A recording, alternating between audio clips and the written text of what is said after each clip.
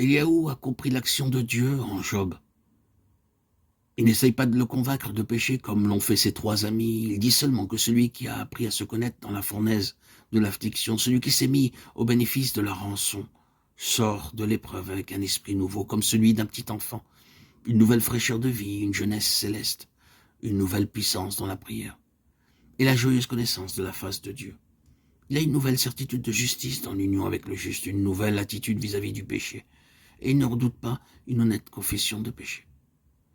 Avec un inexprimable soulagement, celui qui a revêtu cet esprit nouveau sait qu'il peut laisser à son Père le soin de sa propre réputation. Il sait qu'il n'a pas besoin de rendre témoignage de sa puissance de délivrance, craignant, s'il ne le fait pas, de reconnaître tacitement que quelque chose est intervenu entre Dieu et lui. Lorsque le Seigneur garde le silence, il ne redoute pas de dire, quand il est tombé en quelque faute, « J'ai péché, je n'ai pas été puni comme je le méritais ».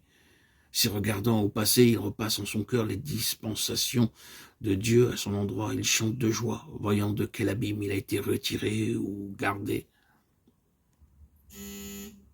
Joyeux dans l'espérance, le passé garantissant l'avenir, il s'écrie « Ma vie verra la lumière ».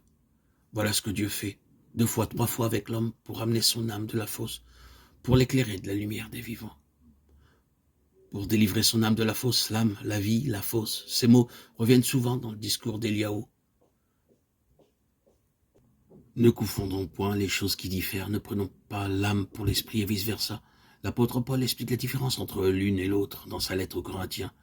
Le premier homme, Adam, a été fait une âme vivante. Le dernier Adam a été fait un esprit vivifiant.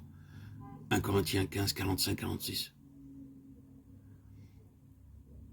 Et nous lisons dans l'Épître aux Hébreux, la parole de Dieu est vivante et efficace, plus tranchante qu'une épée quelconque à 2 tranchants, pénétrante jusqu'à partager âme et esprit, jointure et moelle. Hébreux 4, 12. Le Seigneur Jésus nous dit que celui qui aimera sa vie la perdra, mais celui qui est sa vie en ce monde la conservera pour la vie éternelle. Jean 12, 25. La vie de l'âme est donc celle que nous tenons du premier Adam, vie corrompue par la chute. Le dernier Adam, le Seigneur, vivifie l'esprit humain et l'unit au sien. Esprit qui donne la vie. Demeurant dans le sanctuaire de l'esprit, le Seigneur divise l'âme de l'esprit par sa parole. Il révèle l'âme, il la place sous son vrai jour, afin qu'elle puisse être haïe, conduite à la croix pour y mourir.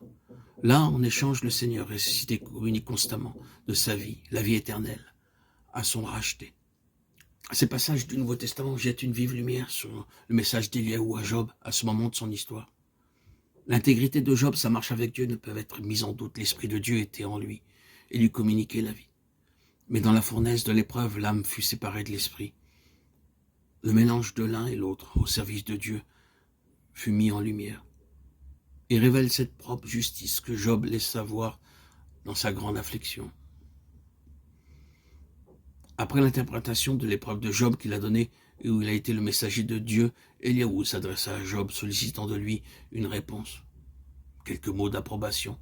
« Parle, dit-il, car je voudrais te donner raison. » Mais Job garda le silence.